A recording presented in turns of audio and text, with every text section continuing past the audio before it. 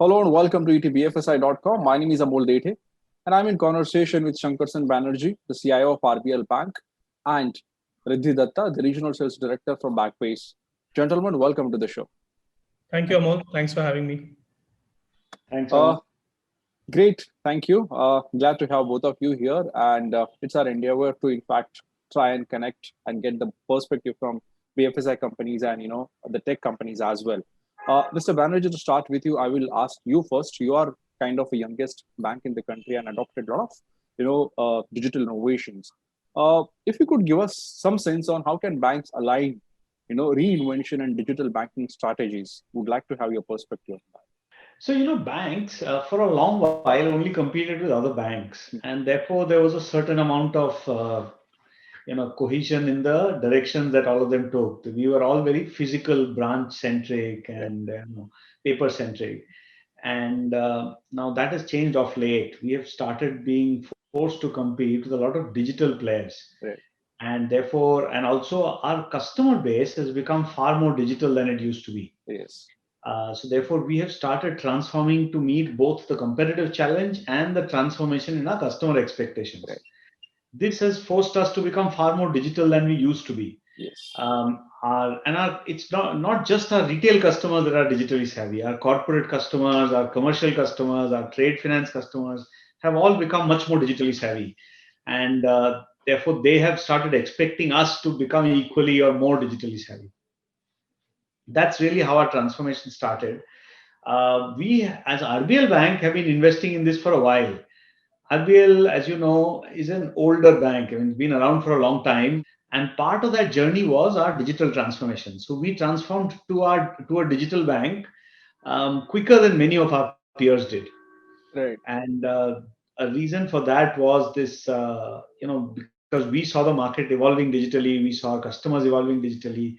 So we launched banking as a service. We launched API banking in a big way. We launched, Mobank, MyCard, digital channels. We focused on a lot more. And it's been an ongoing transformation, like most of banking. But, for us, it's a bit more of a pressing concern because we are a challenger bank. Oh, great to know that term, Mr. Banerjee, that you are a challenger bank. In fact, the bankers in India are hardly using that term challenger bank. Good to know that. And yes, we have in fact seen a lot of changes that RBL Bank went through in last couple of years. And you're right. In fact, everybody is asking for a digital transformation. I was talking to a PSU banker, just a month back, and he said, the first order that I have given to all my officers is, I do not want to see a paper in the office. So so it's quite interesting, and we can actually copy you. Mr. Datta, I will bring you here, and you come from a technology background. So if I could ask you, how are you seeing the digital journey of the Indian bank, specifically in last 2 years, and how do you see it going ahead? Thanks, Amol. And I think good insights, and I like the term challenger banks, as you mentioned, that Mr. Banerjee used. From my perspective, I've in my career, I've sold core banking solutions. I'm selling digital banking solutions. So I've seen a lot of pretty much the entire gamut of operations of a financial institution. If I look at India, and if I sort of zone down in what's happening in India, I think one of the advantages that India has had over the last, I would say, 10 years, the last decade, is that both the government as well as the regulators have been probably the most pro-innovation regime that I've seen across the region. I've had a lot of exposure across Asia, and I can boldly say that in India, our governments in the last 10 years, our regulator, RBI, the sort of regulations that they have come out with, whether it's about data, whether it's about cloud, whether it's about the sort of innovations that banks can do, has been way ahead of anybody in the region. But having said that, what I've also seen is that banks, and in India, it's very difficult to typecast banks as one single entity because there are different size of banks and different types of banks, right? But what I've also seen is that banks have been struggling broadly on their digital first priorities as they compete for resources. I mean, while India is a land of labor and there are a lot of people available, but getting the right people and getting the right resources has always been a challenge. But having said that, I would also like to put here that, when we're talking about digital journey of Indian banks, you have to look at it from multiple perspectives. On one hand, there are the the behemoths or the big banks, the large public sector banks, the large private sector banks. On the other hand, there are these, these small finance banks or the payment banks. And then there's a very sweet spot, as Mr. Banerjee said, for challenger banks. Now in India, as Amol, you rightly mentioned, not a lot of banks have been willing to get into that space. While I've seen that in other countries, if you look at countries like Philippines, or if you look at countries like Indonesia, there have been these challenger banks who are not that big in terms of, let's say, their total assets or the number of branches, but they have carved out a very niche area for them where people like to bank with them. And I think slowly in India, RBL probably has been one of the first banks who have gone that way, where probably not in terms of branches or in terms of the number of people, they are not the biggest, but in terms of innovation, in terms of the experience, in terms of the engagement that they offer for their customers, they are carving out a niche. So to cut a long story short, I think the digital journey of Indian banks has been pretty interesting. It has been backed by a very strong government and regulator, but banks need to innovate more and more to move out of their comfort zone and move to a direction where RBL has shown a path, to that you need not be the largest bank, but you could still be the first bank to, create an API developer portal like RBL has done, and so many other things. I'm pretty sure Mr. Banerjee is going to talk about them. But yeah, that's my Right. submission. Right, Mr. Datta. In fact, I was coming to that. As Mr. Banerjee spoke about BaaS, banking as a service or open API. In fact, my immediate question I wanted to ask Mr. Banerjee, and Mr. Banerjee, this is for you. But, considering the digital banking which everybody is adopting right now, what are the essentials that every bank should look at right now? Because compared to private PSU banks, private banks have done a lot of innovative things, and now PSU banks are also doing. Payment bank and SFB, small finance banks, are also following. So with your wide experience and learnings, what do you think are the essentials that every bank should look at going ahead? So I must tell you, it's not true that all PSU banks are laggards in digital banking. Some of them are leaders, actually. Okay. Some PSU banks have indeed invested ahead of the curve and done some fairly good things, better than some private banks. Right. That said, to my mind, digital banking has three essentials. One is the consumer experience. Okay. We use digital means of providing a consumer experience as opposed to physical means, which means, so I would think of call center as a physical means, even though, of course, call centers sound vaguely digital, but they're basically the same call center as your analog telephones used to have. So I would think of that as a physical means as well. We are therefore focusing a lot more on a digital customer experience, which means self-service through MyCard, Mobank, retail banking, mobiles, through chatbots, through various other methods of servicing a customer so that he can directly interact with the bank without a person or a human in between. Yes.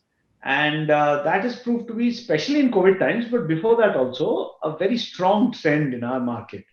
And it has not been restricted by age or by demographic or by, millennials versus anything else.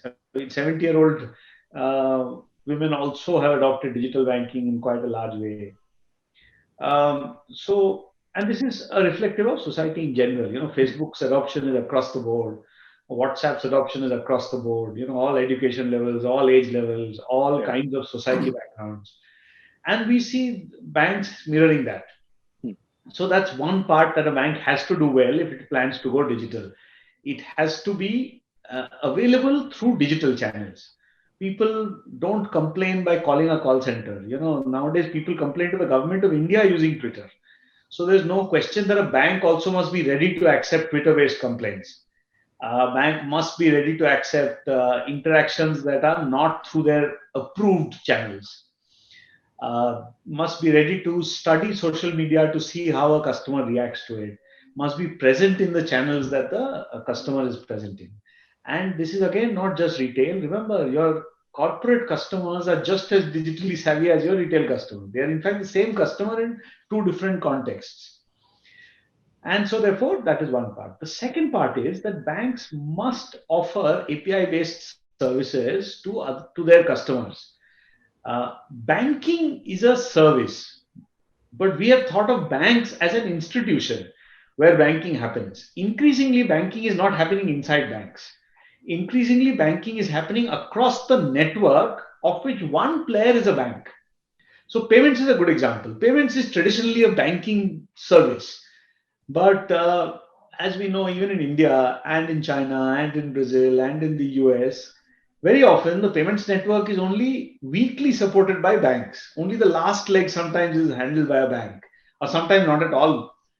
And therefore, banking as a service has become far more important than banks as an institution. And that is one more transformation that digital banks have to follow in the digital journey. They have to become a participant in this flow of banking as opposed to becoming the institution which executes the flow. The third transformation that banks have to do is the internal transformation. You cannot be digitally facing externally without being digital internally. You can be for a while, but eventually that catches up to you. So banks started off by being digital hybrids. NEFT is a good example. NEFT used to be electronic on the consumer end, but batch based on the back end, including paper based approvals in many cases.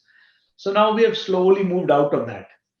And things like IMPS or UPI have even from scratch have no such manual interface. They are straight through processing right from day one. And banks increasingly have to become that. Internally also, we have to become straight through processes. Otherwise, this digital hybrid model, where we take a traditional model and add the digital interface, does not scale beyond a point. Beyond a point, it becomes a fight between the limitations of the internal process and the promises of the external process. So everybody goes away unhappy after a while. And that is a challenge that banks have increasingly faced. Some banks have faced it much worse than others, Right. but almost every bank is transforming to face this challenge, these three challenges. I think you gave a detailed perspective. In fact, I would like you to speak more on VAS. But Mr. Datta, since you are talking about the challenges, not the challenger bank, uh, if you could give me more highlights about what are the gray areas that you think or you have seen or you have witnessed, or if you could share any case study in terms of the major pain points that the bank or the BFSI companies face while adopting digital or any technology. Yeah, Amol. I think again, I'll take some inputs from what Mr. Banarjee said, and especially true for the context of India. While there has been a lot of focus on retail customers and consumers, end consumer, the single consumers, while the SMEs and the corporates are equally digitally savvy, unfortunately, in India at least, the digitization for that line of business has not yet matured. There's a and you look at all data points. That is where banks make their actual money from the corporate business, from trade finance, from doing liquidity management and all of that, right? But that process, while it is on paper you can call it digital because there is an online interface, but the straight through processing that Mr. Banerjee was also talking about earlier is still not there. And why it is not there, and I'm talking, this is a gray area that I'm talking about. Why it is not there is that in India, there are still banks who are relying so much on their back-end core systems, which are old legacy. While everybody might say that I have open APIs from a core banking perspective, that really does not make you a modern system, right? So, and that is where banks get restricted. That because they are thinking probably inside out, that and because they are inhibited by their core systems, servicing their retail customers who have lesser demands from a transaction or a processing perspective might be easier, but servicing a corporate customer becomes that much difficult. So that is one gray area. Now, if you talk about other data points, and earlier this year, Backbase and IDC, we had come out with our own banking trends in Asia Pacific report, and we saw that in India, when we looked at it, 60% of banks are struggling to offer a content which is intuitive, which is relevant, and which is personalized. Now, we can all offer content. We can put up information in a nice look and feel, but as I said, it's not intuitive enough, it's not relevant enough, and it's not personalized enough through the digital channels that the customer is interacting with, right? So the bank or the financial institution should be able to achieve an ability to evolve their digital propositions, integrate with third-party functionalities. As Mr. Banerjee said, banks have to let go of the value chain. They cannot stay in a world where they say that I want to control the value chain. Rather, you have to participate in a value chain and bring in what you're strongest in, right? So it's an ecosystem play that you see more and more. Payments, classic example. Banks are probably just doing the last leg. So why don't you bring in that last leg where you are strong in, rather than try and compete with a payments provider who is specializing in that? So I think that is also a big challenge or a gray area. The third thing, and this I like keep talking about this, is we hear this word personalization, but I think we have moved beyond that across the region as a financial institution, that banks cannot look at just personalization, but they need to look at hyper personalization at scale. Right. They need, see, there is a fight of being the most preferred banking app today. The fight is not about being a good bank. The fight is about, am I the most preferred banking app? What is the rating that I have on a Play Store or an App Store? What is my release cycle? A bank, millennials are looking forward to every month is the bank launching new features on their app, right? Yeah. So that is where the KPIs of that the bank needs to set internally also becomes very crucial.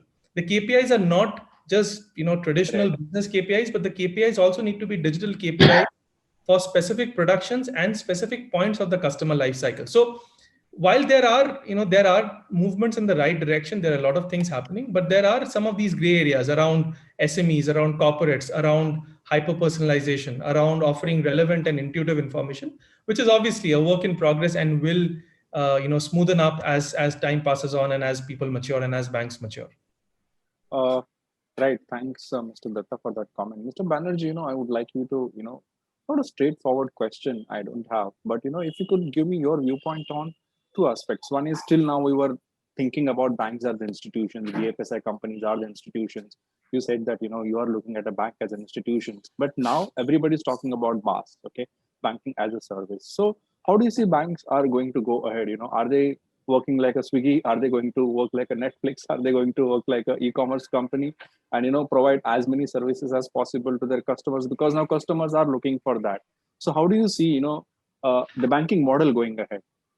So if you notice, traditionally banks used to have the most impressive buildings in every downtown of every city. So it used to have, like, Bombay, the center, the fort still, the most impressive buildings in the Yes. fort are Hong Kong Bank and Stanchart, and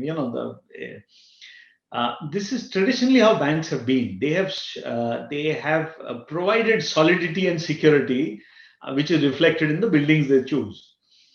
Increasingly, solidity and security are taken for granted, partly because there is a large regulatory pressure to make sure that their things are secure by design, as opposed to by institution. And therefore, there is this move away from this core assumption that banks are solid and secure, or the core value of a bank being solid and secure with your money, to being more service oriented. How does a bank provide better service to the customers that need banking services?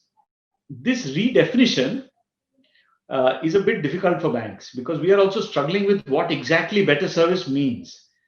And in the banking as a service model, better service often does not mean what traditionally it used to mean, because you can't have a call center for an API based. A server will not call your call center, right? So what does a server to server communication, what do people expect as better service? And we realized there are a couple of things that we expect. One is extremely high transaction volumes relative to what we have today. Now, today, most banks are 20 to 30 transactions per second. Some are 50. Most banks globally don't exceed 100 transactions a second. Compare this to capital markets, which routinely exceed 500,000 transactions a second. And therefore, it's a big gap. And, Alipay, for instance, Alibaba Singles Day is coming up. Alibaba Singles Days last year was 600,000 transactions nearly per second for long periods of time, not just 1 second. And obviously, Alibaba's backend payment gateway needs similarly 600,000 payments per second, right? And increasingly, banks are being left out of this profitable market because they are still at 30, 40, 50 transactions a second. People are saying, okay, then I'll do it directly myself. Why should I go to a bank? But we are hoping that, except for the largest customers, if we can scale up, other customers will say, why not go to a bank? Why should I build my own payment infrastructure? If the bank can provide the kind of service that we are expecting, we have to therefore scale up to that expectation, which we think is not less than a few thousand transactions a second. Most people will not want 500,000, but most people will want a few thousand, which is still much bigger than we have today. The second is in straight through processing, a big element of service is real time instant reconciliation and transaction status. This is again not something banks are very good at doing. We tend to keep all this information within ourselves. And there are lots of concerns, and we have to work through those concerns. There are privacy concerns, there are regulatory concerns, there are all kinds of other concerns in sharing transaction update statuses, and we have to be careful about it. But the fact is, it is his transaction, so it is his statuses. There is no legal barrier. There are a lot of procedural barriers, and those we have to overcome. And typically, we realize that banking as a service, customers expect that as good service, that they can be constantly updated as to what is happening in their transaction, and therefore be able to report back to either their other systems or their transactions or their fraud management engines or their customer management engines what these transactions are and where they are. So this communication of metadata, of transactions, of demographics, of statistics, that again is something that banks are learning to do. And if you see in the rest of the financial world, capital markets learned to do this some time ago because of automated trading. Automated trading is now the big trading. Automated trading is all, you could say, capital markets as a service. Yes. Yeah, humans don't interact with the market. That went away some years ago. And therefore, they learned to do this servicing of statuses or metadata in real time in high volumes. Banks are now learning to do it for the rest of the financial institutions. So I these think are that's two a key very aspects good. of servicing that I see as the game-changing requirements of today. I think very well answered. In fact, it's an honest opinion. In fact, the perspective to say that which way the customers would like to have their service on. I think because most of the customers are also looking for a Swiggy-like experience, Netflix-like In fact, experience. Swiggy is a good example. At Yes, Swiggy, yes, they tell you have ordered. Okay, restaurant has accepted. Kitchen is cooking the meal. Person has picked up the meal. Is on his way. You can see within the 20-30 meters of where he is. Right? That is the kind of transactional information that if you transferred $500,000 from India to US, you will not get. You will get it for a 20 rupee pizza. You will not get it for $500,000 transfer. $500,000 transfer, you will get a status saying in progress. right. Then 2 days later, if you're lucky, you will say it has reached. That's it. Nothing Right. in between. Yeah, I mean, at least we can see some improvement in Of NEFT course, I've and never actually transferred $500,000 just to tell you, but it doesn't matter what the amount is. The fact is, we are not geared to this kind of real-time update, and people want that Swiggy-like experience. No, I agree with you. Why I said this is because most of the times when I speak to CIOs or CTOs, they use this interesting terms. We want to give a Swiggy-like experience or Netflix-like experience. That's why I said which sounds really good. And you know, yes, I mean that's quite. So in fact, it's a very good point that you said that how to offer a better service is also under evaluation. What will customers like is also under evaluation. Mr. Datta, we are seeing a different trend now. We spoke about challenger banks, though India doesn't have any challenger bank as such. There are many banks like Mr. Banarjee said, that who aim to be adopt an innovation like a challenger bank. But we have a lot of fintechs, we have a lot of neobanks emerging, and they are trying to offer a model which is kind of similar to challenger bank, and they're going to offer a better service, and everything is in a seamless manner. How do you see that proposition ramping up in the BFSI space now? Yeah, I was expecting this question, Amol, because in all discussions, we end up talking about neobanks or greenfield banks. But I think it's a good segue because we spoke about the Netflix and the Swiggies, right? What is important to see, and you also mentioned, Amol, that there are a lot of CIOs and banking executives who say that we want to offer service like that. What is important to see, and I'm pretty sure Mr. Banerjee in RBL has definitely seen through that, is that where a Netflix or where a Swiggy really sets itself apart is the fact that they are in the platform play. And again, platform play is a very, very broad term. But what are we trying to solve through a platform play? I think basic things that we are trying to solve is one. Let's try and bucket it into 4 different areas. One is that it's through a platform play you're trying to offer a customer experience that meets the expectations of speed of execution. I think Mr. Banerjee was saying that you can see where your order is 20 minutes, 5 minutes. So it meets that expectation of speed of execution as well as the personalization via the channel of choice. So it will remember you as a customer. It will remember the context of a customer. That is the first thing. The second thing, I spoke about relevant and intuitive information earlier. So the second thing is excellence in business processes, both internal and external, that will matter to that particular customer at that particular point of time. It cannot be broad based. It cannot be like a cookie cutter application, which is like one size fits all. So that is the second thing. The third thing is, again, I spoke about hyper personalization and scale. So it has to be those personalized customer interactions, which is built on knowledge and insights of the customer. Now, for that, I'm not saying that we need to go full blog, full hog like into AI and ML. No, those are definitely good things to do. But you can start with small things. You can start tracking events of customers that they are doing on your application, and based on those events, create simple rules to create those personalized customer interaction, right? So I'll give you a very simple example. From a corporate banking perspective, look at a customer's cash flow. If you can project the cash flow in the future and you can see that 2 months down the line, there might be a potential negative or negative cash flow that he or she will have, can you push in an overdraft saying that, hey, it seems that you will go negative a couple of months down line because of your payables and receivables. Why don't you look at this overdraft? So those personalized customer interactions built on the insights that you have of the customer.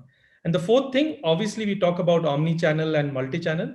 So that connected experience that integrates multiple channels, that integrates workflows, that integrates business processes, and that integrates that personalized content. So I think if you are looking at a platform play to achieve these four things, that entire threat of neobanks, challenger banks could be looked at. Because if you look at what neobanks are doing or what challenger banks are doing, not so much in India, as you mentioned, there are not so many neobanks in India, but since we operate across the globe and in Asia, where we are seeing a lot of neobanks coming up in countries like Philippines, Vietnam, and Indonesia, what is their operating model? Their operating model is a model which is less dependent on fees.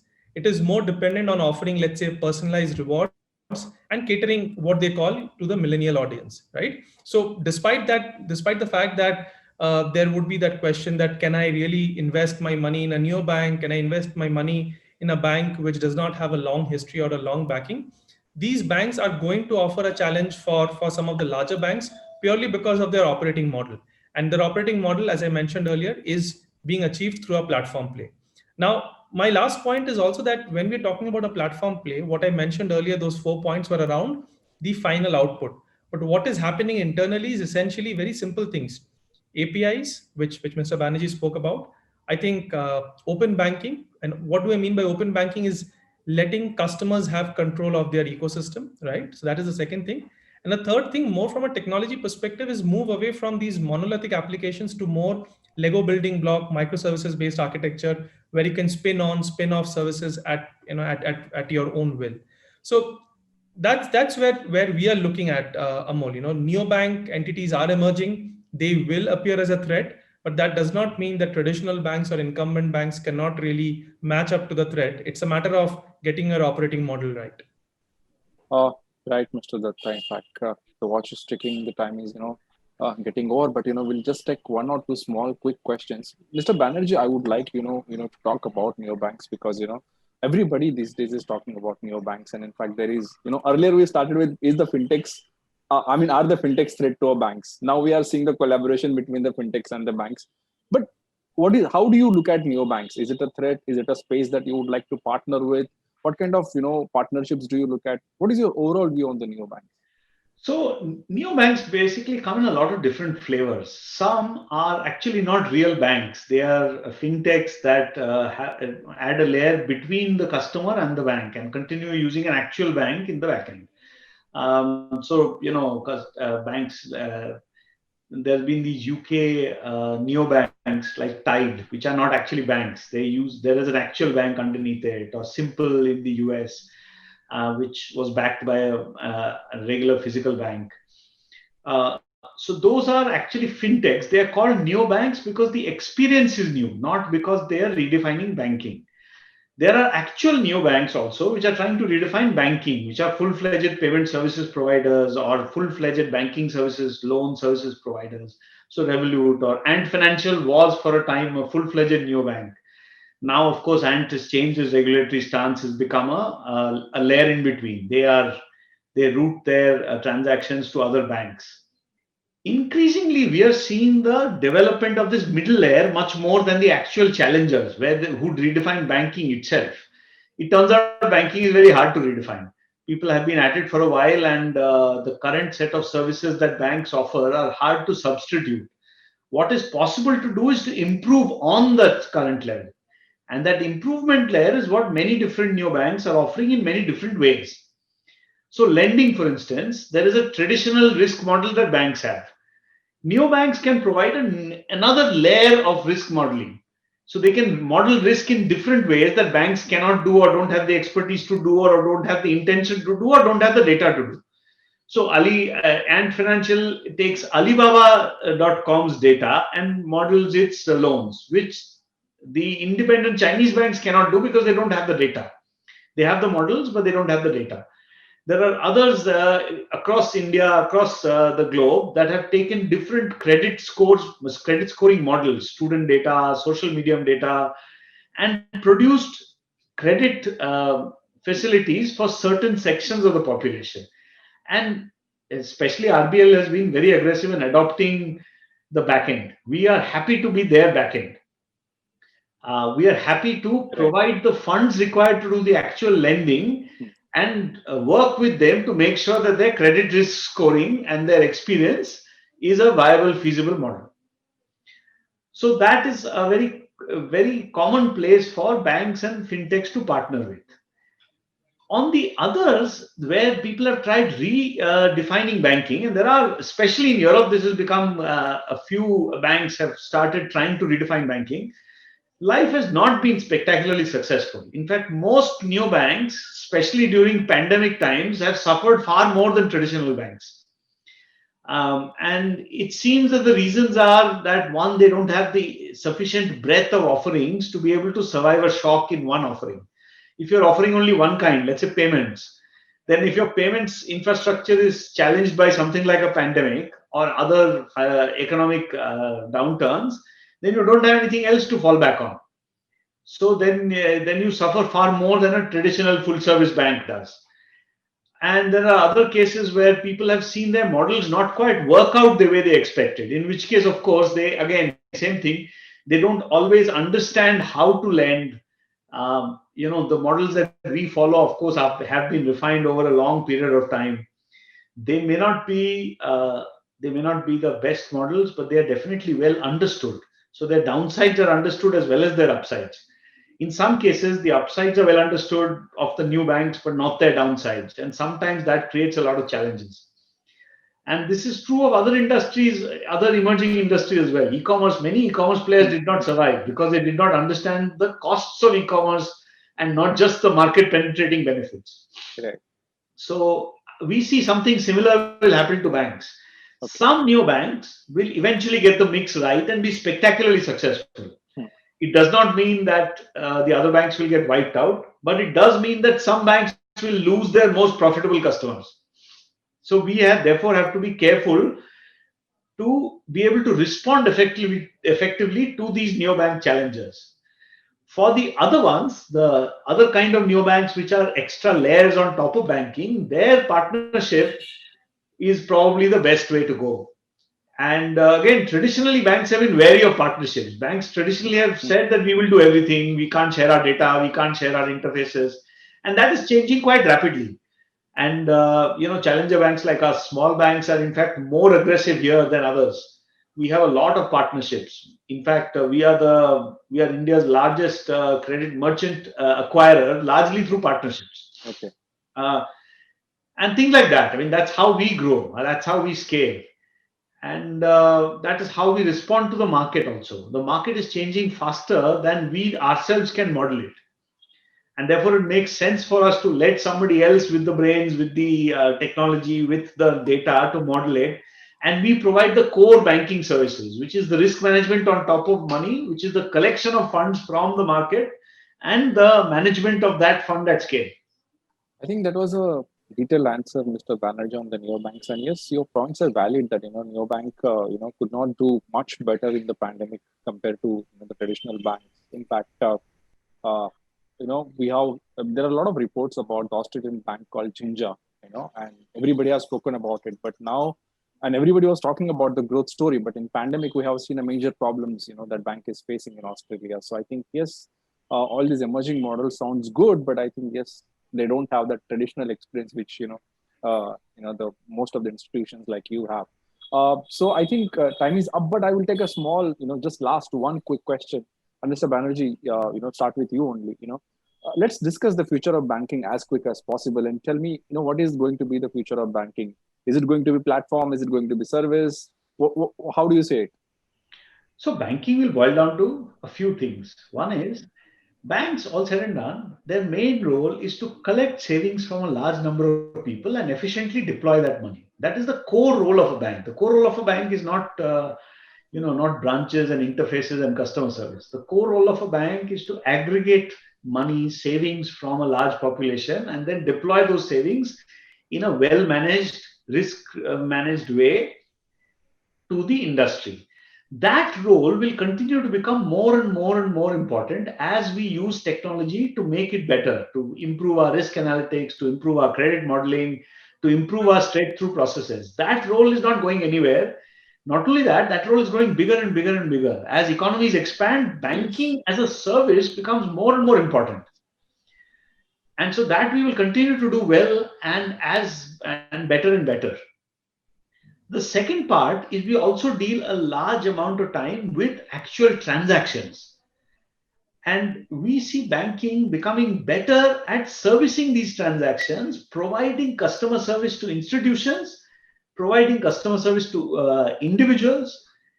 And that will become more and more of a platform play, where individuals will become one component of that platform. And in fact, the same individual from the same bank may be serviced by more than one platform.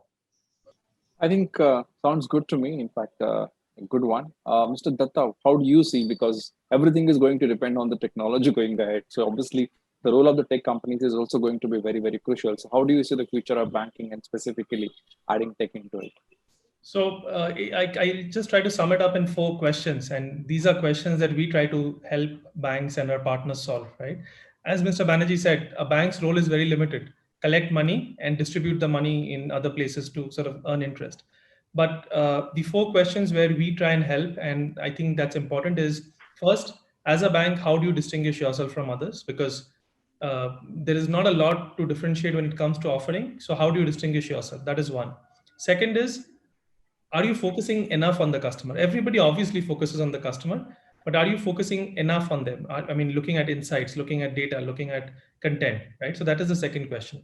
Third is, I like talking about it, but how do you scale? The benefits of reusability, repeatability, plug and play, flexibility, right? How do you scale? And that is where a platform story comes in to help you win the digital race, customer by customer. And the fourth question is, you have done all of this, you have distinguished yourself, you're focusing on customers, you are scaling, but how do you sustain that journey? It's not about the next 2 years or 3 years, but this digital race is an ongoing journey, right? So how do you sustain this? So if a bank is able to get an answer for some of these questions and then solve those particular points, I think that is where the future of banking would lie, and it would not be a one size fits all for all banks. Every bank will find their own niche, every bank will find their own sweet spot, and they will innovate around that. So that's my point here, Amol. Well, thank you so much for that note, Mr. Datta, and also thank you so much, Mr. Banerjee, for sharing the perspective. It was great to have you on etbfsi.com. Thank you so much for your participation.